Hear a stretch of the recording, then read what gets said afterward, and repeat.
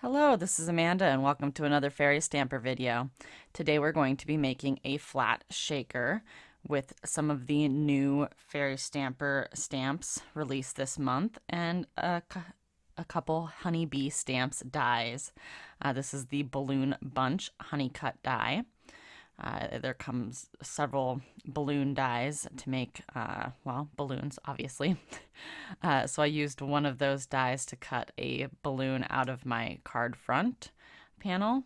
And then I'm just going to use some VersaFine Clair in Nocturne to stamp one of the balloon sentiments from the Fairy Hugs September release. Now, how this sentiment stamp is supposed to work is you use one of the sentiments. There's celebrate, happy birthday, happy, and I believe love. And then you stamp a balloon at the top of it. So the sentiments are the string to the balloon, and then you stamp a balloon on top of it. But I am just using it as a sentiment here because my balloon would not fit where I had that because my balloon die cut is too large. But I just wanted to use it as a sentiment. So now I am using the balloons stamp, also part of the new release. Well, all of these stamps are part of the new release. And I'm just taking a couple Distress Oxide colors. I'm using Salty Ocean, Peacock Feathers, and Wilted Violet. And I am just using the regular mini ink blending tools with the sponges on them. And I am just going to ink blend on the stamp directly. I just find that this is a little bit easier way for me to get a blended color on my stamp and get a blended stamping, I guess you would call that. I'm a little bit rusty. I haven't made a video in about a month now. I had some personal things going on. My grandpa's sick, some chronic pain problems, that kind of stuff. So it's been a little bit since you've seen a video from me. So I didn't get quite the vibrancy and colors that I wanted, so I'm just going to stamp this again. And then I will move on. I did do this 2 more times on my panel, but I cut that out of the video because it was, well, repetitive. So now I've got a piece of vellum here. I decided to use vellum instead of acetate for my shaker. So I'm just lining this up in my platform, figuring out where I want Delia to be. I think that's how you pronounce her name. She's just a fairy that looks like she's jumping, and I decided that would be cute on my balloon.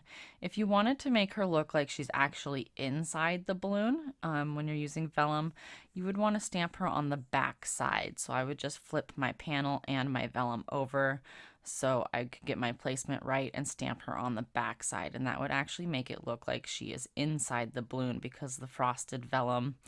And, well, you would see what I mean if you did this. She would look like she was actually inside because it would make her look like she was inside the frosted part of the vellum. So I did stamp this twice to make sure I got a nice bold impression and to make sure that my ink stays wet long enough so I could heat emboss this. I'm using Ranger Holographic embossing powder, which is one of my favorite embossing powders to use during Christmas time and to use with these fairies because, well, in my mind, fairies are always sparkly. So I'm just going to heat set this off screen. With vellum, you want to be careful and make sure that your heat tool is nice and hot and don't leave it in one place too much or you will warp that vellum. So here I put some score tape on the edges thinking I was going to adhere this vellum with a score tape and then just use a little bit of glue around the edges of that balloon to make sure it was nicely adhered. I used 1/8 inch score tape and my panel did not quite reach. I cut my vellum panel just slightly smaller, so it did not reach. So off screen I did add a little bit more liquid adhesive and made sure I put my stamp platform on there to make sure that it stayed nice and flat. You have to be careful with liquid adhesive. If you use too much, and it's very easy to use too much with vellum, it will warp your vellum, so just be careful with that.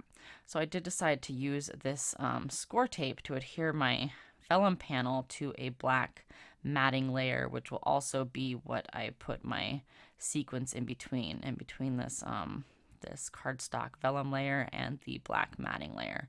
So I'm just going to remove the score tape on the 3 sides, or remove the backing to the score tape on the 3 sides. And then we're going to use some pure Sheen confetti from Nuvo inside my shaker.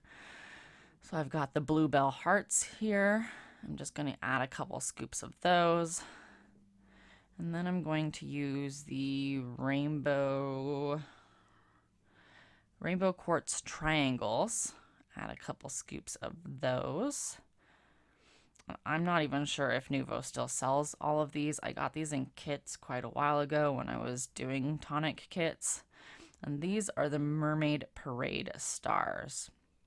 So I had 2 scoops of each one of these, and then I just kind of held the top of the shaker, mixed them all about, and then I decided I wanted more. So I did cut this part out so you didn't have to watch me add sequins again.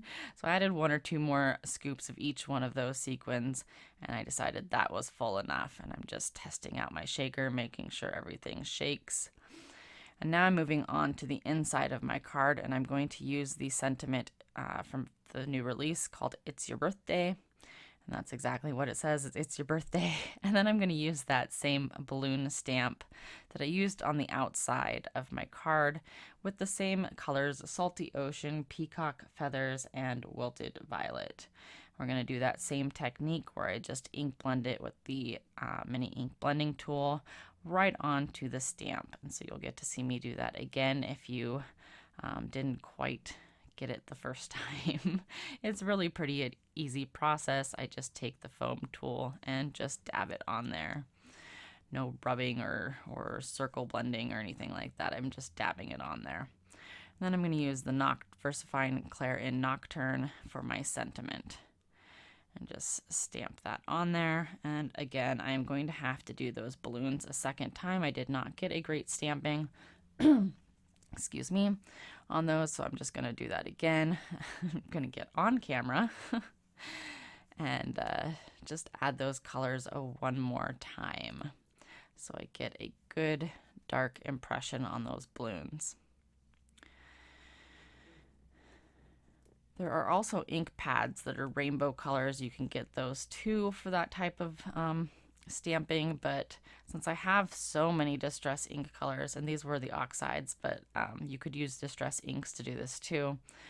I just find that it's just as easy to blend it right on the stamp.